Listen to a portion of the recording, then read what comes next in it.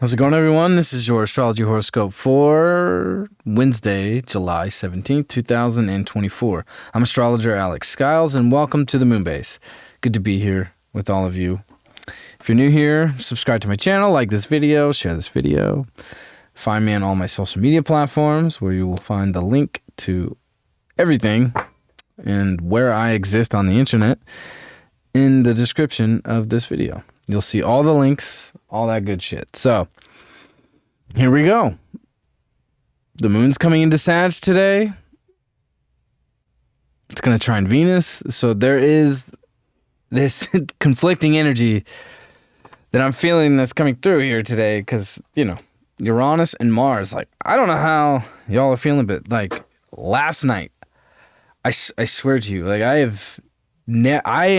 a 12th house sun, Venus. I could sleep all day long. Okay, if you're a 12th house sun, you can sleep forever. I don't have sleeping issues at all, and I know people they only get 4 hours of sleep a night. And last night, Mars Uranus conjunction, was exact Sunday night, Monday. Yeah, so it was last night coming into Tuesday where it was I could not sleep at all. This energy of this Mars Uranus is just it's pulsating. I have never felt this in my body. I almost felt like I was on drugs or something. It was very strange. And of course, Mars is in my 12th house, so that makes sense. But, it is this electrical pulsating energy that we're feeling, and it's just it has to go somewhere. Right. And that's what I've really been feeling. It's I have so much energy and I need to channel it. It's mental and it's physical. It's neurological. It's in the electrical circuitry within the body. Of course, Mars being the physicality of the body. So it's feeling that electricity in your physical container. And last night I just could not sleep. I swear. I did the horoscope at 1:30 roughly. I lay down, went home, laid down, and it was just I just could not sleep. My eyes were so wide open. I can literally lay down and just, I'm good. No issues. It's the first time I've ever experienced that in my entire life. So, and this is happening on my ascendant. So, I think today, because there is some conflict between that energy with Mars and Uranus being so highly condensed energy that it's like a nuclear bomb, where it's all the energy is contained in this centerpiece, where it's in something that holds it, and the pressure has to push out. You're a volcano. That is the Uranian. It was Jupiter Uranus too that initiated that what happened right before the whole Oppenheimer thing. So it is that kind of nuclear combustion energy that's so intense. Of course, we saw that with all the violence we saw over the weekend. It's got to go somewhere, and it was great. It's great to be channeling this into, more physical things, but things where it's not so, not so Aries-like, right? It's more of just taking a simple walk can help ground and channel the energy, because Taurus is fuck, I need to hold on to Earth. It's what am I doing here? I'm just floating in space. That's not very Taurus at all. So today with this moon coming into Sag, it's going to trine over to Venus and Leo here, which can relieve some of that pressure of because yesterday with the moon in Scorpio, I think too, and I even saw this on the internet, of people really, when it came to the whole thing that happened over the weekend, and people really analyzing it and really questioning it and looking into it. And what is it really? That moon in Scorpio opposing that Mars Uranus yesterday. And now it's okay, let's stay on our own path and our own journey here and keep doing what we need to do to make sure that each day is, we're moving through it as healthy as possible. With Mars and Taurus, it's let's just make sure we have all the basic needs we need to get throughout the day to keep on moving, right? That's what Mars and Taurus wants to do. And this moon in Sag today, it really wants to find some, it wants to help us break free emotionally of some of the shit we just kind of went through collectively, trying to channel this electricity, so this Venus and Leo and this moon in Sag today is like, look, we just need to kind of lighten up, we're going through one of the most intense periods in modern times. Maybe we can't really, I guess when you're moving through history, when you're in the moment, you don't realize the impact, but I really do feel like this moment and this year and, what we've gone through the past 4 years, this is going to be so, this is going to be very important in 50 years, 100 years from now, and what happened and where we're going. So it is, this moon in Leo, or this moon in Sag with trining Venus and Leo, it's like, we need to get out and spice things up a bit, have some fun, loosen up, take a journey, take a walk, get lost. I love moon in Sag. Of course, I'm moon in Sag too.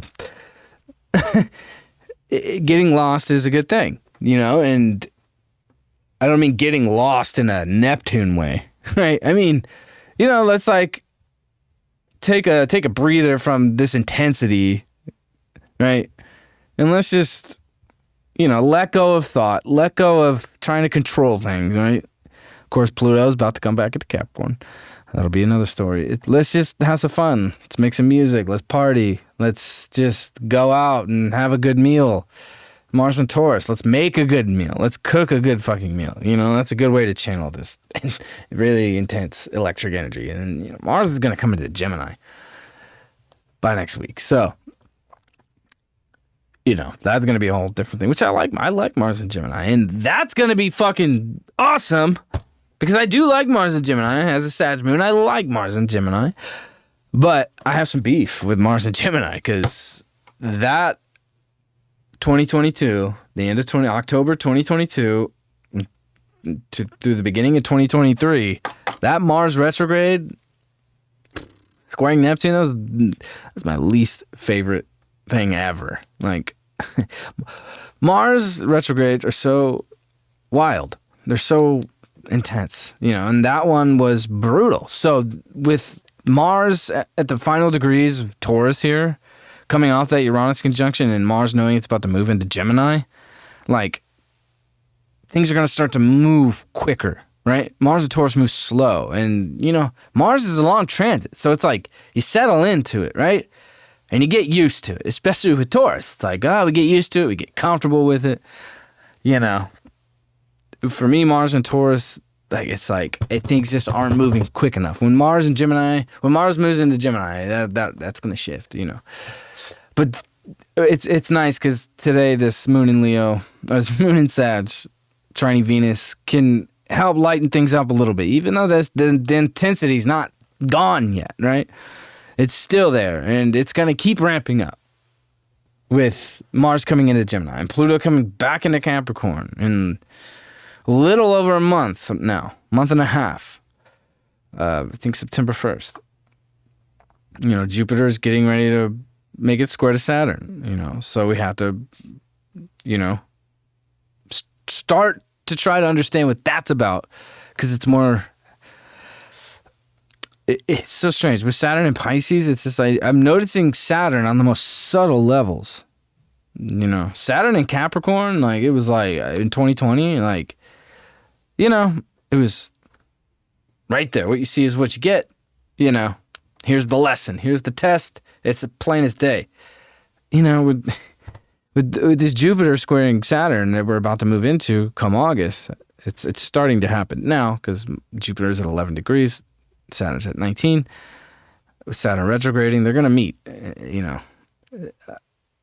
And it is too. It's really keeping our mental health in check. I think that's going to be a very, very, very big thing that's going to come up with this Jupiter-Saturn, right? Square. Being able to really not fall into the emotional, chaotic shit that Saturn and Pisces is really pushing on us and testing us and, you know, reminding us that it's like, man, we have to break free out of the emotional turbulence that Neptune has kind of brought us in. Obviously, we've upgraded big time since 2011 spiritually with Neptune and Pisces. But with Saturn is trying to help us realize the reality of what Neptune has been doing since 2011, 2012. You know, also helping us discern the bullshit that we've gone through with Neptune, that we still don't have the truth or the facts or the understanding or can even put it together, or it's just like, fuck, yeah, that happened, but I don't want to think about it. It's like Saturn's like, well, now you have to, you know, because here's the test, you know. Because think about it. In 2012, like the whole transition into the world that we're in now, spiritually, you know, it was what I was noticing at first with the whole spiritual kind of awakening thing we started to see break out as Neptune came into Pisces in 2011. You know, it was to me, of course I was 18 years old, so, you know, I haven't lived that much life at that point. But it was, I guess it was 19. It was like this, when Neptune came to Pisces, and it was just like, all of a sudden, it was like the whole, because Saturn was in Libra at that time, so like the whole fashion thing and, you know, what the fashion culture was in 2009 and 10, it was just like, 2011 and 2012 came around, it was like, it was over. The whole Jersey Shore influence, like that shit was over, right? It became music festivals and EDM music, right? And that whole fucking thing. And, you know, everybody's sharing shit about fucking coconut oil on Facebook. Like, that's what I remember from this. So Saturn has been teaching us and helping us understand what that is, because Neptune just kind of carried us through this, like, new spiritual reality that we started developing. And now Saturn is trying to help us concrete things that really matter. You know, because there's a lot of shit with Neptune that comes along. It's just like, fuck, like, why am I carrying that? I don't need that weight. I don't need that addiction. Like, I don't need that guru, or I don't need that, you know, sort of, you know, non-committal attitude, right? That Neptunian behavior can really amplify. So, Saturn is really helping us look at the reality of this Neptune transit we've had over the past 15 years, 14 years. And we got until 2027 before Neptune's fully in Aries. We'll see it come in, you know, conjunct with Saturn. You know, the North Node, they'll meet. Saturn and Neptune will meet with the North Node next year. So it's just like really looking at these things in a realistic way. You know, and I just think with so much intensity and so much chaos, you know, obviously with all the crazy shit we just had with the Mars Uranus and the Sun squared Chiron that we just went through, today is a day where finally things can lighten up just a little bit. You know, Mercury is on its way to square Uranus. So this is a building square here, and we're going to see this probably by Friday-ish, going into the weekend. We'll see that happen exactly, you know, and this is gonna really, we're gonna hear a lot of loud people's voices and opinions, you know, be spoken clearly, you know, but in an honest way, in a genuine, honest way. You know, that could really rattle some cages. So there can definitely, over this week, we can definitely experience conversations that are a little tense, you know, very fixed. There's stubborn kind of energy and communication right now. But also very expressive. You know, this is a great time. You know, I know there's so much going on in our lives, right? And there's a lot to handle. You know, definitely in Cancer season, in the summertime, it's just like, you know, like, there's more, we feel like we need to do more, right? It's just being halfway through the year. It's like, oh, fuck, like, you know, we're already halfway through the fucking year. It's like, damn, you know, we don't have to overdo ourselves, you know. I think when Mars comes into Gemini, it's going to help speed up things naturally. You know, Mars and Taurus is naturally just, the vibration is much more slower and, you know, more methodical in its movement forward. So this is definitely finally a day where we can loosen up a bit. But also that energy, this Uranian energy is not going away. So it is like, you know, I guess we're getting used to it and we're starting to understand it and feel, be able to analyze it more, not just feel it, but being able to like actually logically understand what a Mars-Uranus transit really feels like. This is the first time where I really felt it in this sort of way internally. Like it's like I could, you know, I don't really feel that way with every transit that's going on. But I guess it is Mars, so it's like, you know, feeling that electricity in our bones and in our body, you know, in our minds, in our brain. Like it's like I said a couple of hours ago, I was like, dude, I just feel like my brain is on fire. Like I don't know where this is coming from. So it's exciting too. It's really exciting. And it is a good energy, you know, a good push too to get some shit done, you know, because Mars and Taurus has been like, you know, it's hard to multitask with Mars and Taurus. With Mars and Gemini, it's like multitask champion, right? It's like I got 4 arms now. So, you know, I am looking forward to that, you know, even though it is going to have to deal with Saturn and Neptune, and, you know, we'll get through that as well, you know, but my hair is just so ridiculous right now. I'm sorry that I've been playing with it this whole fucking time. It's been a long, hot day. It's so fucking hot up here in the valley. So it was like 103 a few days ago, 109 in my car last week. It's been really hot. So let's see. I got my Thoth deck today. I haven't used this in a while, and I love this. Love this deck. If any of you are familiar with it. Oh, well, this just came out. I got the Princess of Swords. So, you know, this is very Mars and Taurus. You know, Mars being a feminine sign and Mars being very masculine.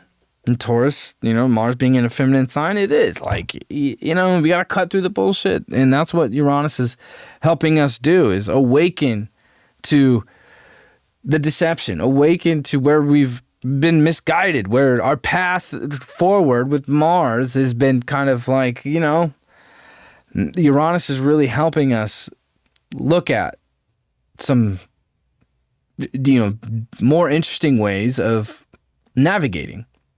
And sometimes when you want to take the off-beaten path, you know, maybe there's not a road. Maybe it's just a fucking old trail that no one's walked in centuries, right? And you come across some fucking interesting creatures that could, you know, it's just like a stepping into the unknown, you know. And when you step into the unknown, which is very Uranian, very Princess of Swords, it's just like, or Queen of Swords, whatever you want to call it, like, you know, it's taking that feminine energy and being able to transmute that into your own power of, you know, cutting through. Mars cuts. It severs. You know, and sometimes you have to sever the past. Sometimes you have to sever a relationship. Sometimes you have to sever things within yourself. You know, so that is that kind of energy that's coming through. And we saw that with this Mars-Uranus. It's very much a severing of the past. And I think I said that yesterday in my horoscope. I feel like now we're in a different timeline and we are moving towards something way different that we can't really see or understand yet. And I think once Mars comes into Gemini, the energy is going to ramp up so much. And of course, Pluto coming back into Capricorn, which is the final showdown, the final boss battle. All right, like you get to the very end of Mario and you still got to fight Bowser. It's like this is the last moments of Pluto in Capricorn. And of course, the full moon in Capricorn we're going to have within less than, I guess 2 days, roughly. We're one sign away with the moon in Sag today. So, anyway, hope you guys are doing great.